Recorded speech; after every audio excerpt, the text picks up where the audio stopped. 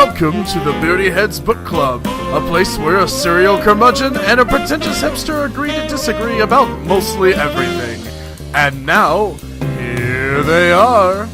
Hi, I'm Jake, and I'm a pretentious hipster. And I'm Steven, and I hate everything. Today we are talking about David Foster Wallace's Infinite Jest. An epic. It is an epic. How long is this book? It's fucking long. I just got it in the mail. And you just got your copy. I like. It's. I'm surprised you're not in college.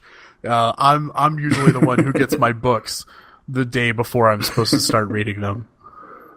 Oh my gosh, I've been every used bookstore in my area, and I can't fucking find it anywhere. So I ordered it on Amazon, and it was on back order. So with endnotes, it's 1,079 pages. 1,079 pages. About 100 pages of those, by the way, are endnotes. Are just the notes at the end, the footnotes. Why Exactly. David Foster Wallace put his endnotes, his footnotes, at the end of the book, so you would have to keep flipping back like you're cheating on your biology exam during an open book exam. I don't know. I don't understand. I think he did. I think he's doing it just to fuck with us. He's just like, you know what's funny? Having people stop what they're doing and go to the back of the book to read a blurb. Actually, some of these aren't even blurbs. I see one endnote. It's like 2 pages. It's almost a chapter itself. I don't know if you've ever read, this might be one we'll have to do on the podcast at some point. It's called Jonathan Strange and Mr. Norrell by Suzanne Clark. Oh, I have that. Oh my god, that's a long-ass book. It's an amazing book. And the footnotes in that book, they get to this point where they're just like pages and pages and pages long. I mean, just like, and it's all referencing magical books, books on the history of magic, etc., that don't actually exist, by the way. None of this actually exists. She has this entire reference library included for you to, like, go to, and none of these books actually exist in real life in any form. Man, they had a lot of time on their hands. Or she did. It's Susanna Clark. Susanna Clark, that's right. Yeah. Amazing book, though. Probably one of my favorite books. And my daughter has that on her bookshelf. I haven't read it yet. The ending is not for everybody, I'll tell you that. But I really enjoyed it. I had a lot of fun with it. Cool. Okay, well, so what do we know? What do we know about Infinite Jest?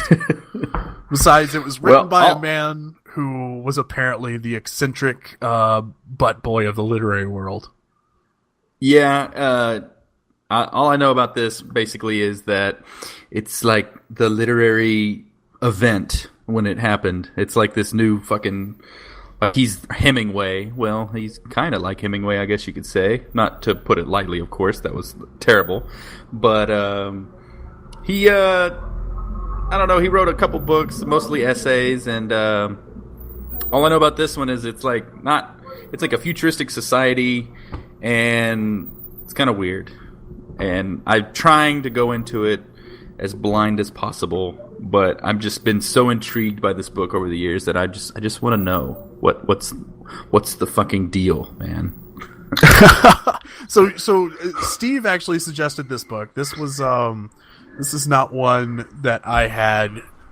I had it in my list to read for a while, and it was always like one of those, like, you know, if some girl actually sees my list of books that I intend to read and sees Infinite Jest on there, either I'm going to come off as like a hipster in training or completely credible as a writer because I haven't read it yet, but I'm willing to talk about it. So, I mean, which is, you know, pretty much the premise of what we're doing right now. In case it's obvious, we haven't even started the book. I read the introduction. No.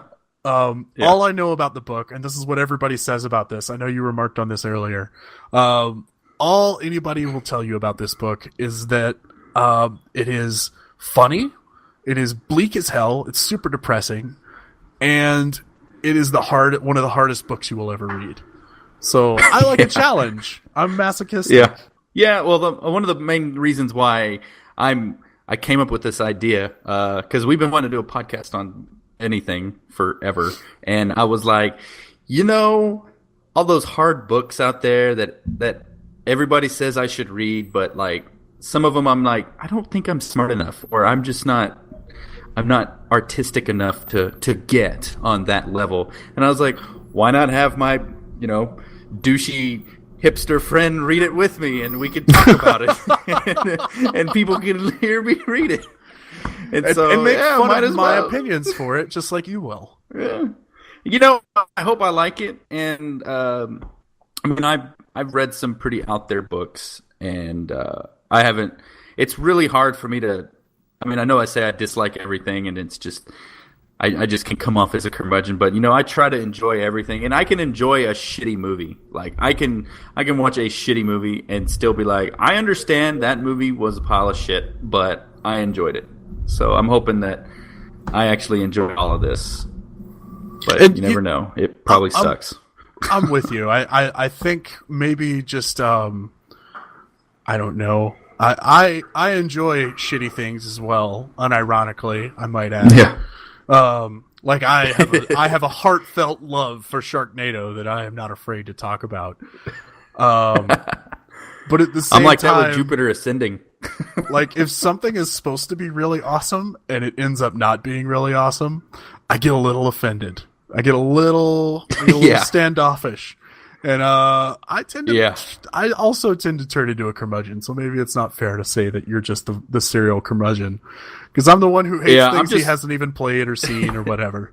I'm just worried that the hype on this book is what is all it's about. Like, I have a feeling that most people that say they've read this have not, and they're just making shit up. Like, I'm hoping that the hype is real. Like, very rarely is the hype real. Like, with video games, I think I've only ever had that happen once. And with movies, the hype was real with, like, Mad Max. I mean, that was everything anybody said about the movie. I was like, that was fucking spot on. That was exactly how it was described. Right. So I'm hoping this book is the same, because I love reading, and I don't like shitty books. And every now and then I just finished a shitty book. It was The Cat Who Walked Through Walls, and that was awful. Don't read that. Which is bad, because it's sad because Robert Heinlein wrote Starship Troopers, which was an amazing book. Yeah. Still a great book. I think down the line, I want to revisit Heinlein, and we should probably do a book. What is it? Stranger in a Strange Land. That's one I've always wanted to read. Yeah, I was thinking Stranger in a Strange Land. It. I was also thinking Man in the High Castle by Philip K. Dick at some point. Mm-hmm. That's one I've always wanted Philip to read. K. Dick. That Amazon show. So good. That Amazon show just looks amazing. I don't know if anybody out there's seen the pilot, but anyways, that's getting off track. But watch the pilot for Man in the High Castle, because good God, it's gonna be good. It's coming out in November. Philip K. Dick was fucking great at science fiction. He just was. Yeah, he was also. I don't know if you've read. What's the name of that book? Now we're getting off on a tangent, but A Scanner Darkly, the book A Scanner Darkly, was one of the best dark. The book definitely beat out the movie, but the movie was surprisingly faithful to the book. Oh, that's good. I read a bunch of his short stories. I had a short story collection of his, and he always just you read it, and you're like, oh, okay, I get it, and then he just took the biggest 180 at the end, and you're like, holy shit, I was being fished for by aliens, and they put me in a frying pan, and I'm being cooked. What the fuck am I reading? I love it, though. No, I fucking love that about Philip K. Dick, is the way he will turn things around on you. And I've heard some comparisons, bringing it back, I've heard some comparisons of Philip K. Dick to David Foster Wallace, especially in the context of Infinite Jest. But I don't know how true any of those are. I know it's supposed to be a very bleak book, but it's also supposed to be very funny, which I'm looking forward to. I like funny writing, and it's hard to find it. Yeah, do you know much about David Foster Wallace? All I know is what happened to him at the end. I know he hung himself in the most writery suicide ever. I was actually reading about this earlier. The most writery suicide ever. He hangs himself, but not before he puts the unfinished manuscript to his last book, which published. I also want to read.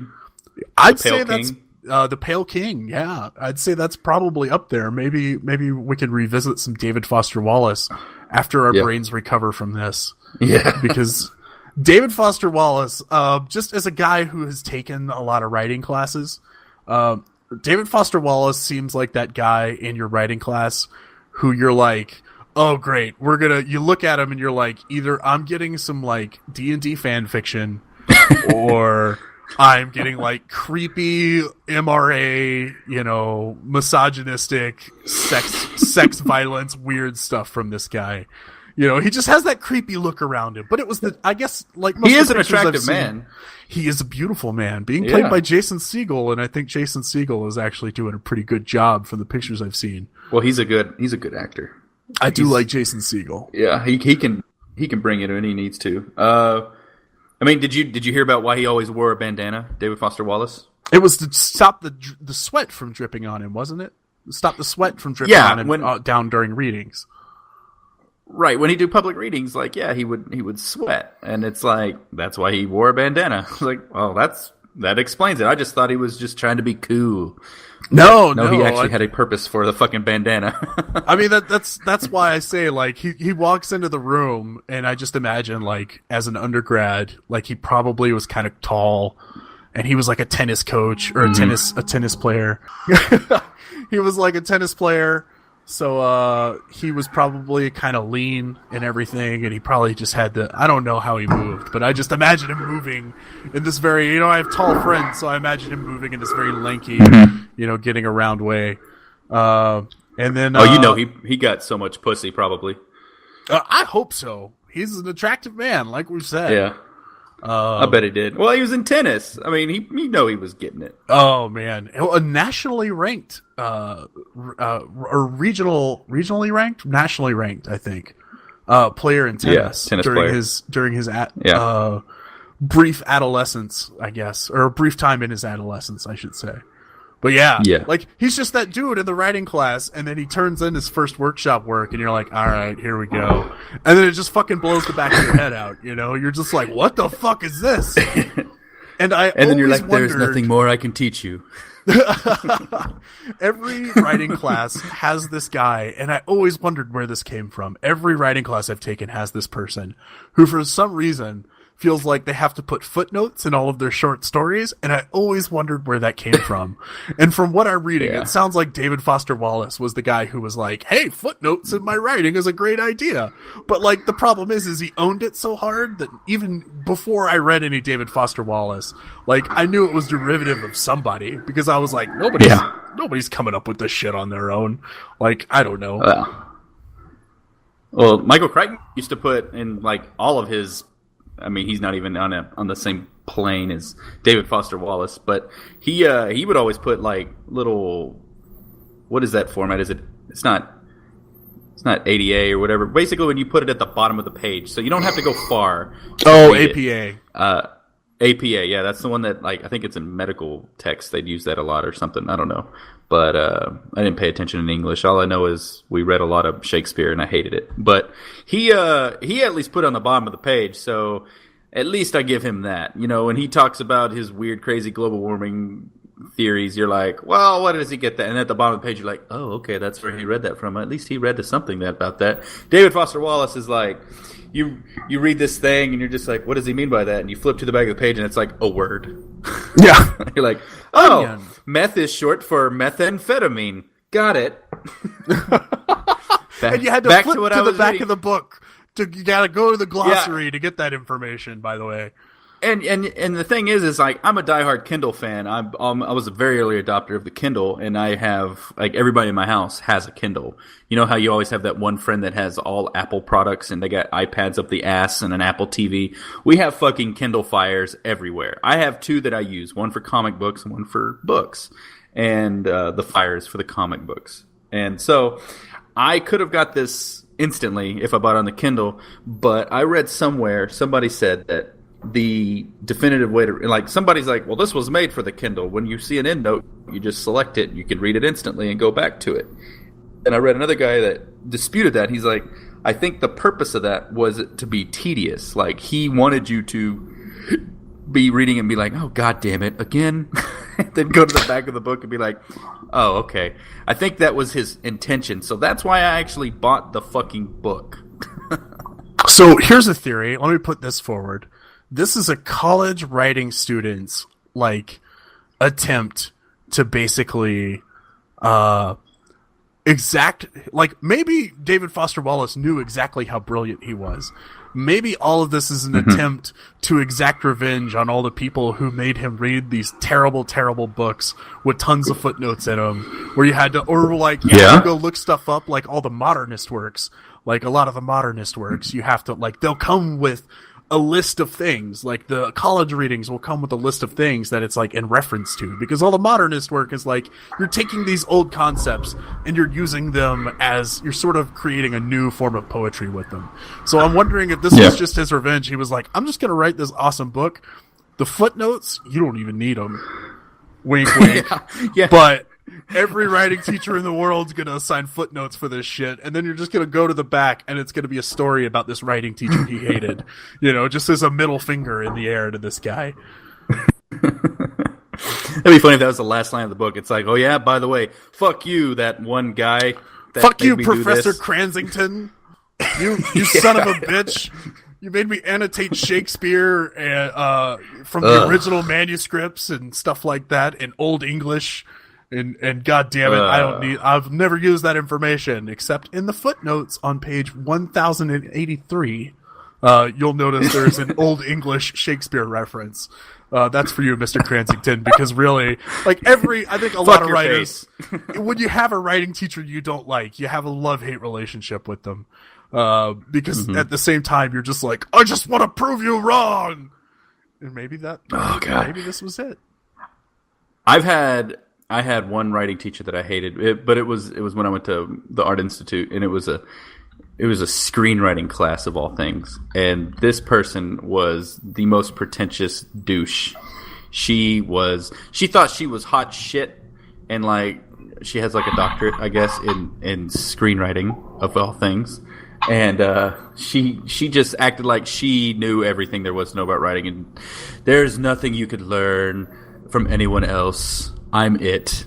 And I was just like, God, I fucking hate her. And she was like this hardcore feminist, and so she would grade your paper if it had anything remotely sexist in it. Not on grammar. Like they were supposed to be graded on formatting because it was a screenwriting class, and it would be like basically you would write anything if it was even remotely sexist. She'd be like, "No, I hate it. It's awful."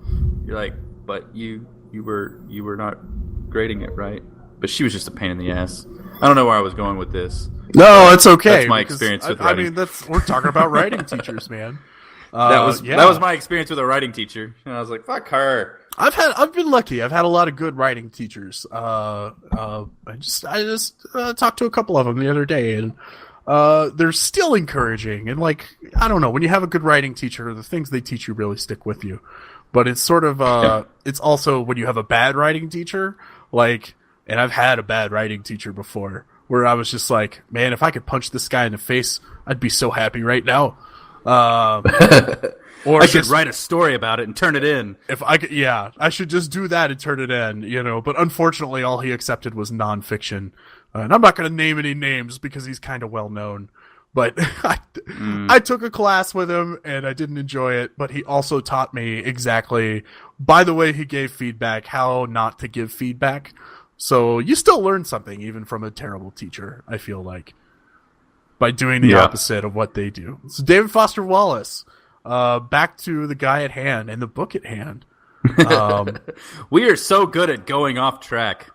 Tangents are what we do here, I feel like. It is our first podcast, but it's a pre-show. It's one of those that we just let you know what we're reading, and so the next episode you listen to is going to be about a chunk of the book. We'll warn you about it beforehand, and we are very much, it's like, think of it as a book club. We are very much going to be getting into spoiler territory. So we encourage you to read along.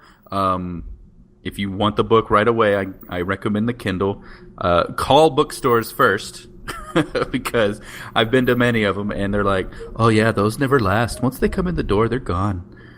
I'm like, "Fuck. Would you like some James Patterson?" So, yeah, that's what we recommend. And so the next episode, be forewarned, you're gonna You're going to hear about the book itself, the Yeah. content of the book. We're not going to just be talking about, we're not just going to be talking about the concept of the book. We're going in probably about 250, 300 pages into the book, and then we're going to discuss that, which I think it's kind of funny that that's like the average length of a novel. Yeah. Is what we'll be discussing. And we're hoping to get things out every 2 weeks, so you should have plenty of time to catch up with us. Hopefully. Yes. I don't know. We're pretty fast readers, so if you're not, we'll make sure and talk every episode about around at the beginning of every episode. We'll try to mention where we left off at the end of the last episode and like where we're picking up in this episode. So if you haven't read to that point yet, you know you're getting into spoiler territory. And I don't know exactly if this is one of those books that has a lot of shocking content, a lot of plot twists and stuff like that. But I have to assume there are things we're going to say that you might not want to hear if you haven't already read the book. Yeah, exactly. So do you want me to read the back of the book? Yeah, give us a synopsis of the book. Let's hear what the publisher has to say.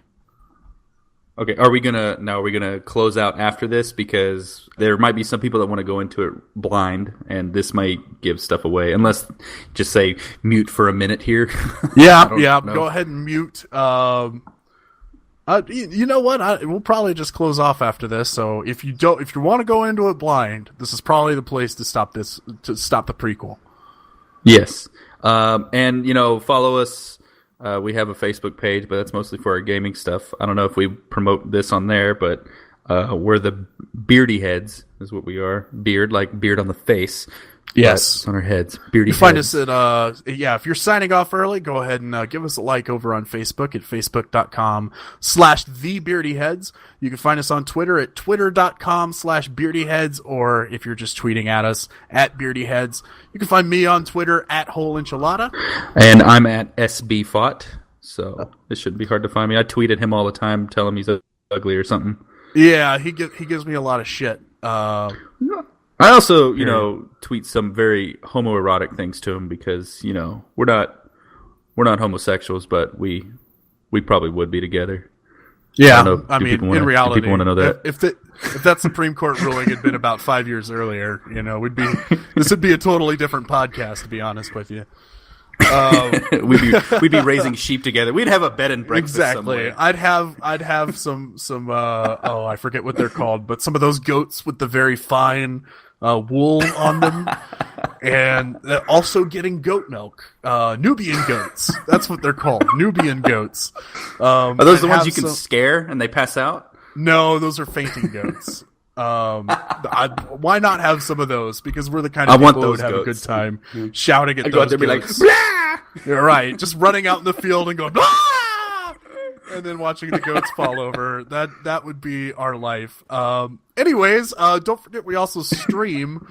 We're not just pretentious literary nerds. We also stream over on twitch.tv/beardyheads. You can find our main channel. You can find a lot of sub-channels if you go down from there. I'm Jake Rides again. He's SB5. We're pretty easy to find. We also have KGBRR, but I'm not going to spell that out because it's Dave's fault. He chose the worst handle ever. Right. Like, it's hard to... Was Naked Dave taken? Because we call him Naked Dave. I've always thought he would be Naked Dave, but apparently he's sticking with KGBRR. I don't even like that beer that much. It's pretty good. The Buffalo Butt's probably. I mean, the Ugly Pug's pretty decent, but the Buffalo Butt's where it's at. That's for the beer podcast, Jake. Yeah, I should shut up now. Anyways, go ahead. Let's right now. That was just sort of a sign off. We're gonna start talking about the back of the book. So let's hear it. All right, the back of the book.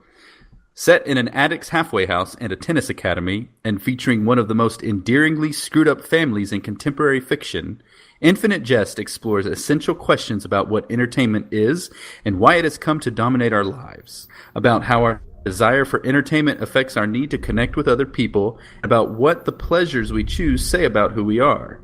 Equal parts philosophical quest and screwball comedy, Infinite Jest bends every rule of fiction without sacrificing for a moment its own entertainment value. It is an exuberant, uniquely American exploration of the passions that make us human, and one of those rare books that renew the idea of what a novel can do. So that's a thing. That's what the book's about. Didn't really tell you much anyway, so maybe that wasn't very spoilery. Honestly, yeah, it doesn't really tell you a whole lot about the book, but it does tell you, what I like about that blurb is it's one of the few blurbs in science fiction, and I guess this is considered a science fiction book. It's one of the few blurbs in science fiction that tells you, like, what big concept are we going to be wrestling with? Because, like, a lot of science fiction, especially Neil Stephenson, we were talking about Neil Stephenson earlier, but his books all have, like, sort of a central concept, whether that's, like, cryptography or quantum physics, quantum mechanics, and reality and what it is. Like, they all wrestle with these very heady concepts and these very tough concepts. And it sounds like this one just tells you up front, like, yeah, we're going to get into, like, what is entertaining and why. Yeah. So, Infinite Jest. So the next time we come back, we will be probably about a quarter of the way. We're going to try to be about a quarter of the way through the book. So if you're reading along, we'll keep an eye on our Facebook page and our Twitter. We'll tell you where we're leaving off for the next episode. But just go ahead and start reading. Get about 250 pages in. I think that's about where we're shooting for, because we're going for about 4 episodes on this podcast. Get about 250 pages in. Keep an eye on Twitter. For this book. That's a whole book any other time. Get about 250 pages in. We'll tweet it out on Twitter where we're leaving off. We'll give you a sentence and a page number as close as we can. We know everybody has different editions. There's Kindle edition and stuff like that. But after that, we'll record the next podcast. Hopefully you guys will write in. You can get us on Twitter, you can get us on Facebook, or you can email us at beardyheads@gmail.com, right? That's it.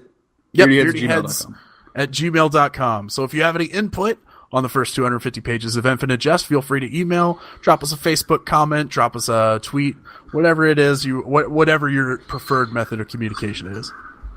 Mm-hmm. Yeah, and we'll probably mention whatever you say. And if you tell us we suck, we'll probably read that too. You know what? We just don't have anything to read online, so yeah. The internet is such a desolate place. There's nothing there. I don't think there's anything to read. Not a lot of content. No, nothing. You couldn't find anything anywhere. What happened, internet? You used to be so great. I'm ashamed of the internet. Me too. I believe in Harvey Dent. All right, well, signing off until the next 250 pages or so, I'm Jake. I'm Steven. And welcome to the Beardyheads Book Club. Thank you for joining us on today's Beardyheads Book Club. Our theme was provided by podcastthemes.com. Don't forget to follow us on Facebook, Twitter, and Twitch for news and streams and all other things Beardyhead. See you next time.